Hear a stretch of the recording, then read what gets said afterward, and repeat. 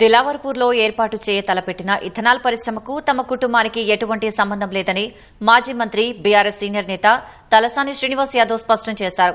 బాధ్యతలు కలిగిన వ్యక్తులు ఆధారాలు లేకుండా వ్యాఖ్యలు చేయడం సరికాదంటూ హితవు పలికారు. తెలంగాణ భవన్లో మీడియా సమావేశంలో మాట్లాడిన తలసాని ప్రధాన ప్రతిపక్షంగా రైతుల పక్షాన పోరాడతామని తెలిపారు. న్యాయపరంగా ఎదుర్కొంటామని తలసాని స్పష్టం చేశారు. చేసేటప్పుడు మీరు అన్ని విషయాలు తెలుసుకొని మీరు విమర్శ చేస్తే బాగుంటుంది.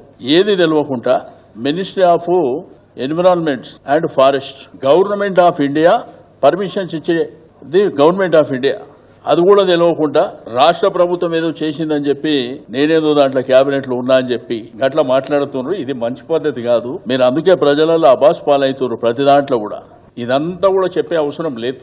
మీరు అనవసరంగా లేనిపోని అంశాలన్నీ లేని ఉన్నట్టు చెప్పేటువంటి ప్రయత్నం చేయడం దుర్మార్గమైనటువంటి చర్య. రైతులు ఇబ్బంది పడుతున్నారు, వాళ్ళకి న్యాయం చేయండి. రైతులు ఎందుకు ఇబ్బంది పడుతున్నారు, ఎందుకు రోడ్ల మీదకి వస్తున్నారు, వాళ్ళకి న్యాయం చేయండి. సవాల్ ఏమంటున్నా, నేడు కంటే ఆడికి ఎక్కడంటే అక్కడ. నేనేమంటున్నా, ఒకవేళ నిజంగా సంబంధం ఉంటే నేను రాసిచ్చేస్తా అంటున్నా కదా. మీరు డాక్యుమెంట్ ఏమన్నా రెడీ ఉంటే తెచ్చుకోండి, రాసిచ్చేస్తా అని చెప్తున్నా. దాంట్లో ఎనికి తగ్గేది ఏం లేదు.